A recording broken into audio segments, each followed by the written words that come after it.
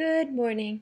My name is Jan Sircone, and I've been thinking and working on something for quite some time. And the topic is heartbreak.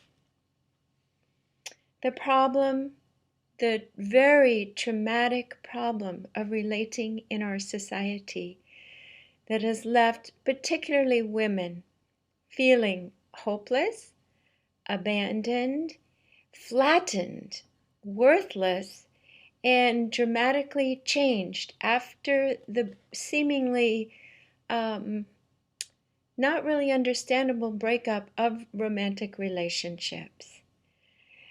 There is a problem on this planet, and there is a fear of love. Let's go through the process that I have worked with. So this is a human. Humans were meant to get divine light and to be bathed in divine light, which sustains them in a sense of well-being, goodness, self-worth. And if their parents have this and it's present in society, their heart will feel good and filled and safe, and they can take their place in a purposeful, wonderful resource society where there is no lack. Then people who come together, often, perhaps one will be taking in light. And this person will say, well, I'm not sure how to get my light. And oftentimes the feminine, because of her intuition and her ability to work on multi-sensory levels, and the keeper of the home and love and the children, is more able to, in our society, take on this light more naturally. And the male is taught to be logical and to stay in more of a mental realm. So he turns towards the woman for his light and also to cord in beautifully sexually with that partner and to hopefully have a heart connection and a feeling of safety. And this is not necessarily saying that this is a man and this is a woman. This can happen with both. This could be a man and this could be a woman. But this divine light, the hope, the joy, the energy tends to sustain a relationship. So this can work, but it's not as fulfilling as the ideal. Oh my God, looking at this, I see it's a big heart with eyes, the eyes of love. But actually, this is a female and this is a male. And they are both getting their own light, their own connection, information, using their intuition, and they are dancing together in life and sharing that light for a greater vision. The two become stronger than one, and he gives his masculine protection, love, gifts, honoring, safety, respect, and there's trust here. And she gives him her juice. And her juice is that feminine, wonderful, her body, her smile, her making his bed, the food, keeping him comfortable, and feeling that he is the man. And she is appreciative and loving, and he glows with this. Now they are connected sexually, and as you can see, there's no sexual cords going out to anybody else, but they do radiate love out to the community, and everybody feels the strength of this union, and they feel the joy of basking in this couple's light. This is love, this is the we. This is based on truth. He says, I've got your back.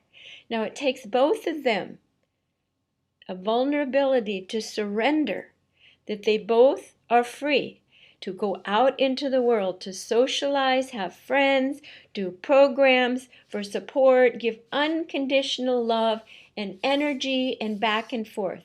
But this is the circle of intimate love and sharing that allows this couple to drop in for roots, to expand, to explore all the nuances of their being in a safe way that is not confusing to other people or to them.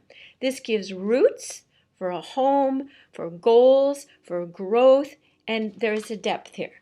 Now, contrast this with this. This actually hurts to look at it.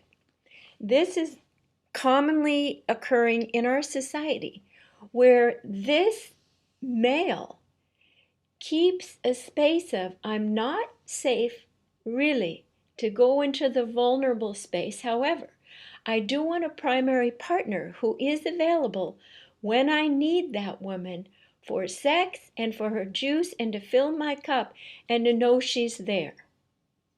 She doesn't really trust him because he's saying, well, I'm available, kind of, to these other women. His eyes are always looking for the next upgraded, juicy, shinier light, while she languishes and works on keeping her juice shiny. And his leverage in the world is, particularly if he is a man who has money or holdings, there is an illusion that he is promising that he will give this security and the goods to the women. So what happens is this attracts in women who are gold diggers, who use their charm and their shininess. These are these women here. And what they do is they're court with their sexuality this man and try to win his heart. So the women give. She's giving. He's on overload. He's on fill because it's all reversed. He's not giving to her at all. Why should he? He's got all these waiting. This is an unhealthy reversal. She becomes completely drained, exhausted, and confused, and it gives to the point of just practically breaking. And he gives her small bits of bait to keep connecting, and he is able to control all of these women through giving a little bit and then withdrawing, because there is this promise that he will eventually give the Holy Grail, this filling cup, back and forth with his primary relationship. Unfortunately, all the energy flows to him. Now, the part that is very, very difficult about this is that this heart attention that she gives to him is unreciprocated, and it's heartbreaking, particularly when he says he's looking, I'm available kind of to the women, and he's looking at them. He's making an energetic loop of availability. She's saying, I'm in a relationship to the world. And this loop that he makes here sends his energy out, and these women's energy, every time this woman thinks of this man sexually, or he thinks of them, her heart feels it. She is betrayed with every text, every thought, because of this confusion. This confusion here to keep all the energy flowing, because this person has not filled their own light where they know that they can meet their own needs and get their own light. This is what has happened with the playboy, the fisherman, the man who is addicted to an upgrade to get that dopamine hit, because after 2 years, he is used to her energy. And unless he has gone into a chemical place because he feels safe enough as a child to develop oxytocin, to connect with her, care about her well-being, care about it's her birthday, looking forward to what she needs. How can I help her feel more beautiful? How can I fluff the bed of my queen? Rather than thinking, am I going to get tired of her, and when is my next hit? This is how I define my goodness. So what is happening here? This woman is feeling extreme pain, uncherished, dishonored, and this becomes a circus. Now what happens is this man has to go into denial and shame. He is ashamed of his behavior to her, and she is in fear she's going to lose him. Martin Ucik of Integral Relationships said women fear and men have shame. Well, you can see how this occurs. All the energy is dissipated, and he feeds his ego on this attention. So what is the answer to get beyond this false premise and to get beyond this misdirection of energy that is hurting everyone? Now, this might be backwards on here, but I'm going to read it, and so you'll know. 1, awareness of the problem. The energy flow. It is anti-life. It is reptilian, animalistic behavior that has no place in the new paradigm. The answer is, let's make men safe. Let's help them be appreciated, find roles. Women can open their hearts in a non-sexual way and help men feel loved, cherished, and most of all, that what they do and who they are is important, their work is important, and their very masculine presence is important. I am so ashamed of the way women have emasculated men in our society.